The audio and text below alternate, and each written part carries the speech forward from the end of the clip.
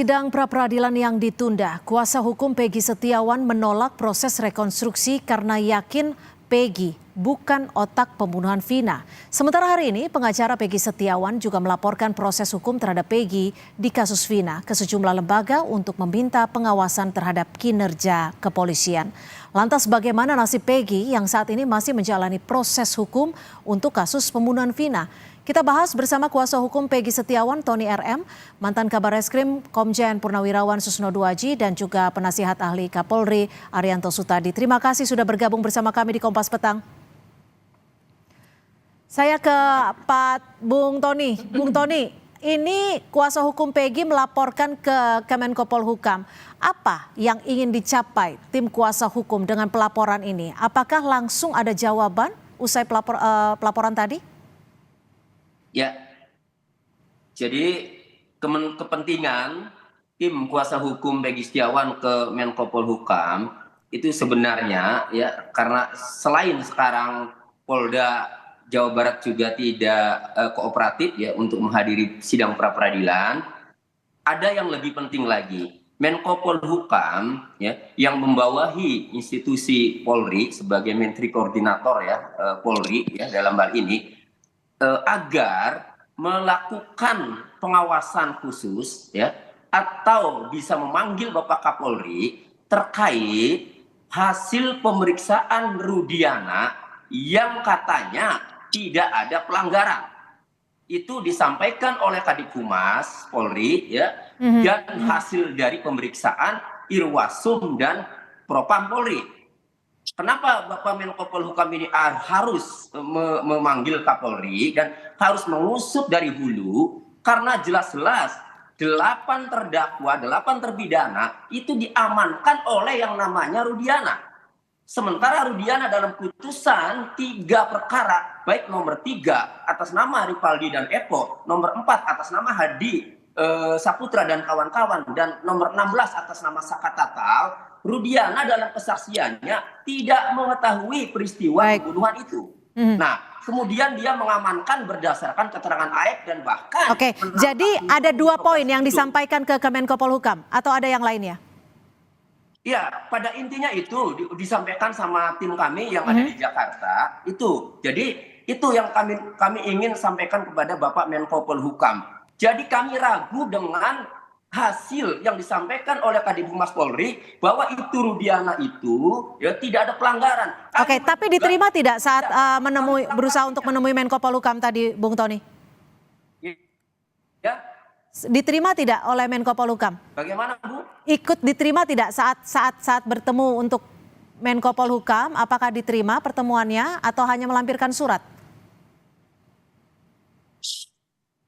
Nanti dijadwal lagi, Bu, karena ini kan nanti ada audiensi, jadi untuk mengawali namun disambut baik, nanti akan ditentukan waktunya. Baik, saya ke Pak Susno. Pak Susno, ini sidang pra-peradilan kemarin ditunda jadi 1 Juli 2024. Tapi saat ini sudah beredar kabar akan ada rencana rekonstruksi untuk Peggy yang ditolak oleh kuasa hukumnya. Apa rekonstruksi ini bisa dilakukan dan juga dihadiri oleh Peggy atau seperti apa ini prosesnya?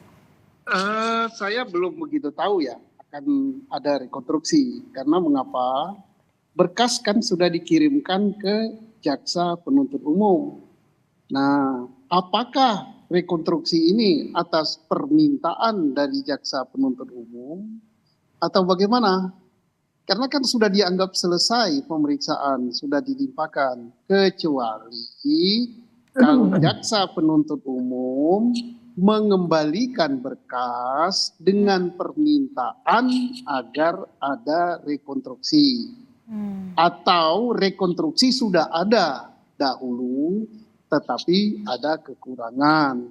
Jadi belum pasti ini ada apa tidak rekonstruksi. Kalaupun ada, sebelum berkas dikembalikan ini tanda tanya gitu ya.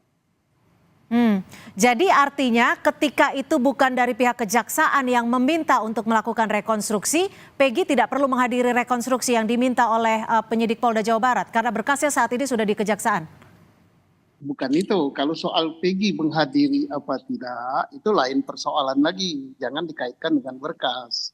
Artinya tadi kan ditanya akan ada rekonstruksi, maka saya bertanya, kok bisa rekonstruksi? Berkas kan sudah di kejaksaan, terkecuali berkas itu dikembalikan, namanya P19, karena ada kekurangan.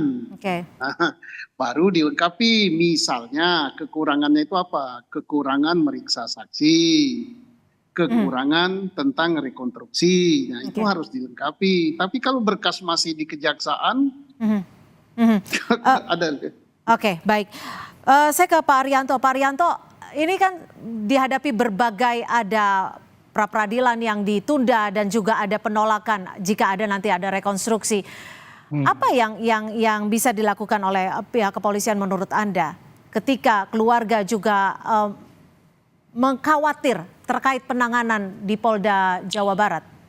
Kalau dari pandangan saya, kepolisian sekarang Polda Jabar sudah melakukan apa yang ditekankan oleh Bapak Kapolri, yaitu berlaku hati-hati dan kemudian meneruskan proses penyidikan yang sudah dia kerjakan gitu. Nah sekarang tadi penolakan daripada ini ya, bukan penolakan, penundaan dia tidak hadir itu.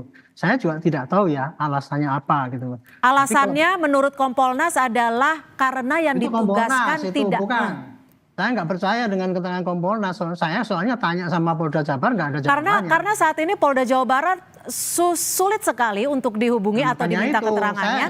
Saya menjawabnya gini, saya sudah tanya Polda Jabar ya, kenapa kok tidak hadir, tidak ada jawabannya. Saya juga memperkirakan ya, kemungkinan dia untuk menjawab pra-peradilan itu kurang lengkap sehingga dia melengkapi lagi gitu. Kira-kira itu hanya perkiraan saya ya. Kemudian yang kedua kalau untuk rekonstruksi ini tadi, saya juga tidak bisa menerangkan karena apa? Ini rekonstruksi untuk perkara yang mana? Karena sekarang penyidik Polda Jabar ini, saya kalau nggak salah ya, di samping menangani Peggy ini, juga menangani ada laporan polisi mengenai obstruction of justice. Itu loh. Itu ya, sehingga saya nggak bisa memberikan keterangan apakah ini rekonstruksi perlu dihadiri atau Peggy apa tidak. Nah, kemudian kalau yang pertanyaan ketiga, kalau untuk apakah Peggy perlu menghadiri ke rekonstruksi itu hak daripada Peggy. Kalau dia nggak mau datang nggak apa-apa, nggak bisa dipaksakan dia suruh berbuat rekonstruksi.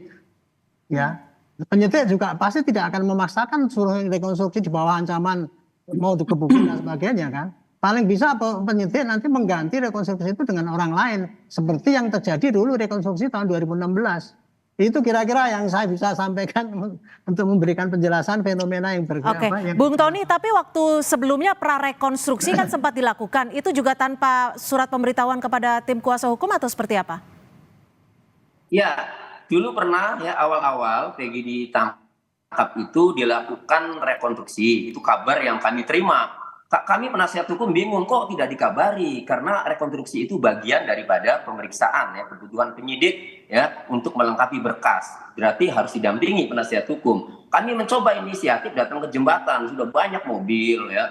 Setelah kami tanya petugas, ternyata itu bukan rekonstruksi melainkan survei bahasa anggota polisi saat itu, sehingga belum dilakukan rekonstruksi. Nah, kemarin ada kabar memang katanya mau dilakukan rekonstruksi. Sama juga, kami juga tidak diberi kabar. Cuma ada sikap dari tim kami bahwa karena klien kami tidak pernah melakukan perbuatan itu sehingga menolak jika suruh melakukan apa yang tidak ia lakukan. Itu prinsipnya, Bu.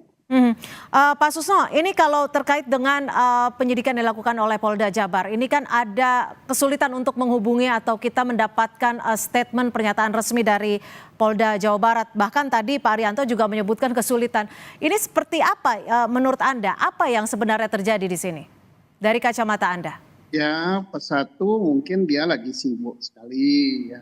Tetapi ya sebaiknya kalau ada pertanyaan, apalagi yang menanyakan Pak Arianto sebagai staf ahli Kapolri gitu kan, pengacara atau media, kan masyarakat publik berhak mendapat informasi. Penjelasan dari Polda ataupun dari penyidik ataupun dari Polri itu bagus sekali. Kenapa bagus? Karena bisa untuk menepis isu-isu negatif. Lebih bagus Polda Jabar menjelaskan daripada Kompolnas. Karena Kompolnas itu bukan jubirnya Polri. Kompolnas itu adalah pengawas. Jadi kalau sudah jadi jubir misalnya membuat alasan, apalagi kalau tidak sesuai dengan apa yang sebenarnya kurang bagus. Jadi ya mudah-mudahan. Karena Artinya dia statement yang diberikan Kompolnas terkait ketidakhadiran penyidik Polda Jawa Barat juga belum bisa dipastikan 100% seperti itu ya Pak Susno? bukan belum bisa dikasihkan 100%, bukan wewenangnya Kompolnas. Oke. untuk menjadi jubir menjelaskan itu. Dan Oke. kita menanya kepada yang menanya pun salah. Kok Tapi- nanyanya ke Kompolnas, nanyanya ke Polda atau ke Mabes Polri. Karena tidak ada jawaban. Tidak ada Ya ke statement. Mabes Polri. Oke. Diberitahu aja tidak ada jawaban. Oke, Kan Pak Susno, tapi kalau dari kacamata Anda, apa sih yang menjadi penyebab penyidik tidak hadir? Apakah memang tidak atau belum lengkap untuk menjawab dari gugatan tim kuasa hukum, atau memang bukti-bukti yang dilampirkan belum lengkap seperti yang diharapkan oleh Kapolri terkait dengan bukti ilmiah? Saya sudah bisa menangkap pertanyaannya. Jadi penyebab tidak hadir ada beberapa macam. Satu, bertentangan dengan statementnya yang menyatakan sudah siap, ternyata dia belum siap. Tuh. Yang kedua, bahwa alat-alat bahwa sangat sibuk. Nah, sebagaimana itu. Yang ketiga, ya taktik, sebagaimana dikatakan netizen, ya taktik bahwa ini mundur waktu, gitu kan, supaya gugur. Tetapi untuk yang poin ketiga ini sangat-sangat tidak mungkin. Kenapa sangat tidak mungkin? Karena berkas yang ada di kejaksaan itu kan bisa memakan waktu 2 minggu. Balik ke polisi, balik lagi ke jaksa. Baru jaksa masuk lagi ke pengadilan, membuat dakwaan. Artinya nggak keburu kalau untuk habis waktu. Yang paling memungkinkan ya, bukan tuduhan ya, adalah untuk melengkapi berkas pra peradilan. Jadi mungkin belum siap, kurang siap. Oke, baik. Pak Arianto, singkat saja. Apakah saat ini pihak dari penasihat ahli Kapolri akan turut kembali meminta penegasan dari Polda Jawa Barat untuk menangani dengan serius kasus baik itu Peggy dan juga kasus pembunuhan Vina? Kalau lewat ini kan dengan melihat TV kan sudah dengar saran-saran saya. Saya sudah menyampaikan saran lewat TV ini. Bagi saya hanya mengamati aja ya. Bahwa kinerja Polda Jabar itu kalau memang itu dasarnya untuk kehati-hatian dan sebagainya, tapi perlu dipertimbangkan juga ketidakpercayaan publik kepada itu. Nah, ini strategi yang harus ditempuh oleh Polda Jabar atau Polri secara umum, bagaimana cara menghadapi gejolak masyarakat yang begini gitu lah. Kerja cepat dan transparan, mestinya yang paling bagus kayak gitu. Ini saya udah bekerja begini, hasilnya seperti ini. Itu baru agak puas masyarakat kan, dan dia diakui sebagai orang yang bekerja benar-benar dan serius dan transparan dan berkeadilan. Saya hanya bisa ngomong gitu aja, saya nggak usah tanya kenapa nggak gitu. Kan seakan-akan saya kan tidak percaya sama Polda Jabar. Dia sudah ngomong kerja keras kok, ya sudah, kerja kerasnya mana, tunjukkan pada publik, itu yang paling bagus kayak gitu. Baik, terima kasih sekali lagi Pak Arianto Sutadi, penasihat ahli Kapolri, dan juga Komjen Purnawirawan Susno Duaji, mantan Kabar Reskrim, dan juga Bung Tony RM dari kuasa hukum Peggy Setiawan sudah bergabung bersama kami di Kompas Petang. Selamat sore. Terima kasih.